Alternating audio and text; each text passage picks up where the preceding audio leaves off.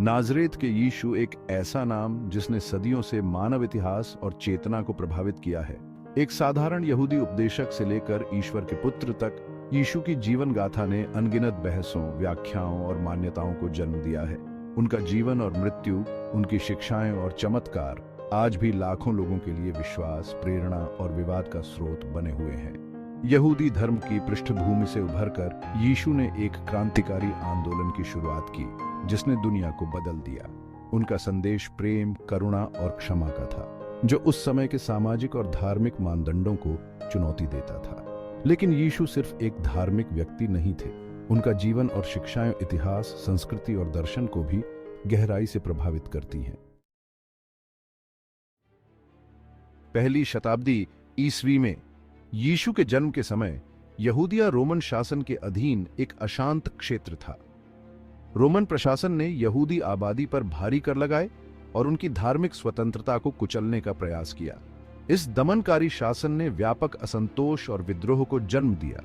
इस अशांत वातावरण में विभिन्न यहूदी संप्रदाय उभरे, जिनमें से प्रत्येक की मूसा के कानून की अपनी व्याख्या और रोमन शासन के प्रति अपना दृष्टिकोण था।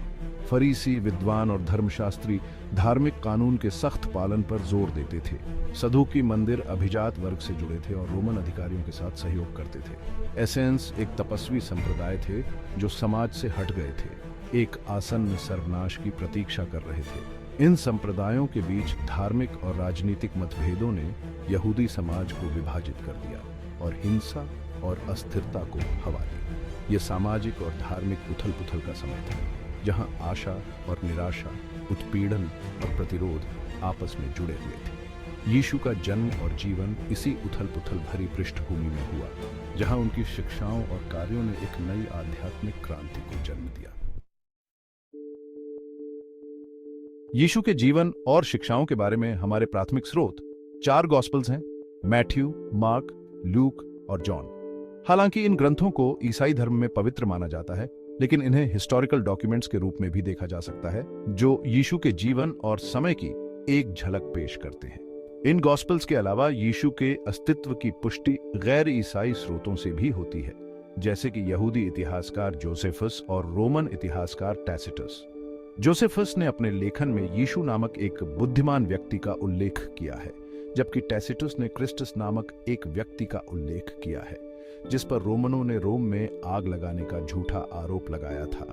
हालांकि ये गैर ईसाई स्रोत यीशु के जीवन के बारे में बहुत कम विवरण प्रदान करते हैं, लेकिन वे स्वतंत्र रूप से पुष्टि करते हैं कि वह एक वास्तविक ऐतिहासिक व्यक्ति थे। आर्कियोलॉजिकल एविडेंस भी गॉस्पेल्स में वर्णित समय और स्थानों और रीति रिवाजों की पुष्टि करते हैं।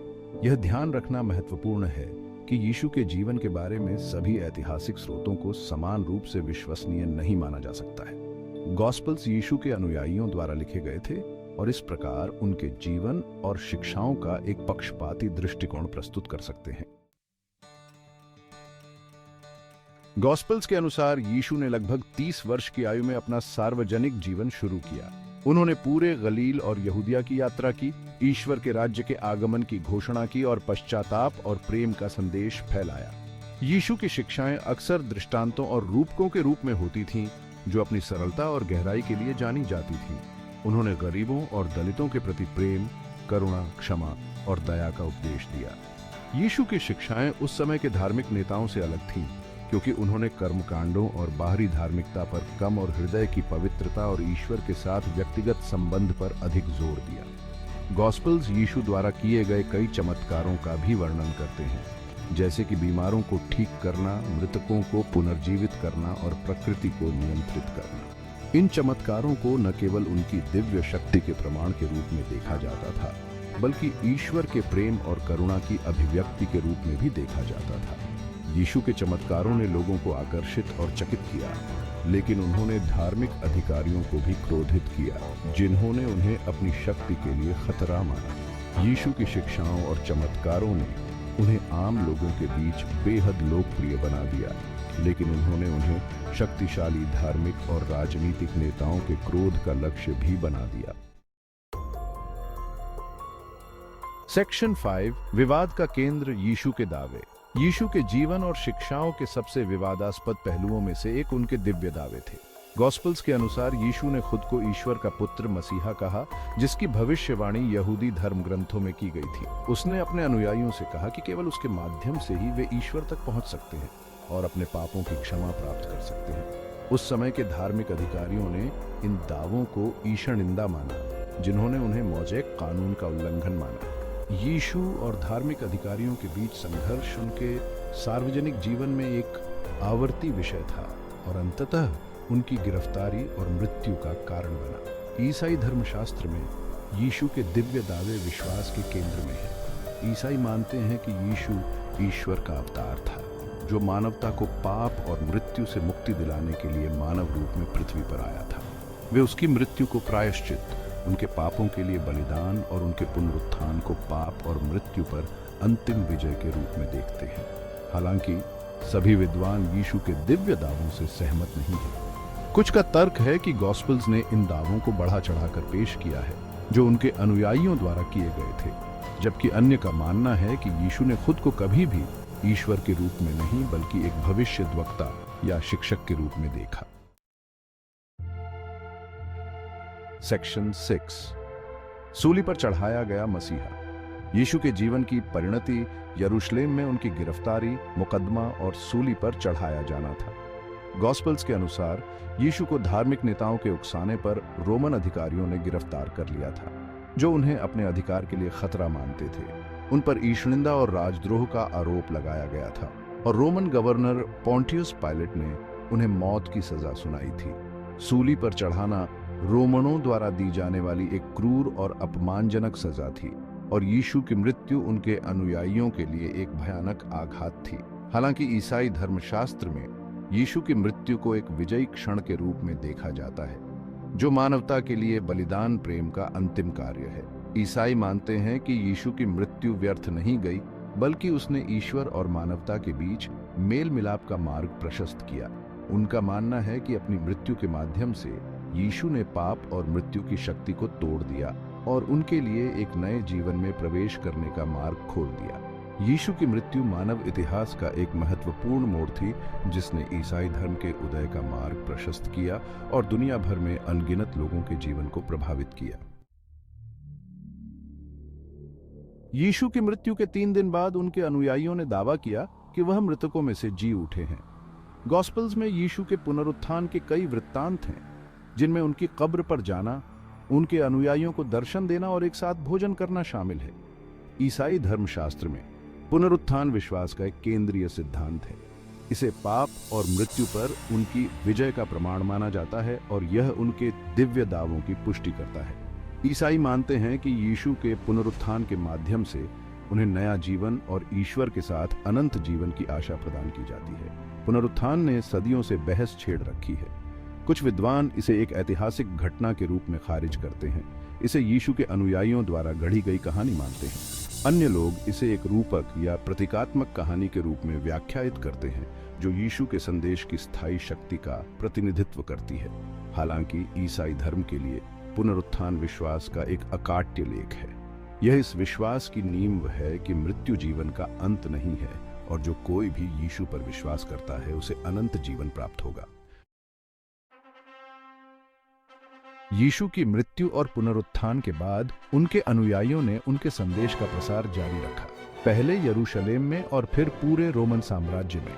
यीशु के शुरुआती अनुयायियों को अपने विश्वास के लिए उत्पीड़न का सामना करना पड़ा, लेकिन उनका धर्म तेजी से फैला, जिससे सभी सामाजिक वर्गों के लोग आकर्षित हुए।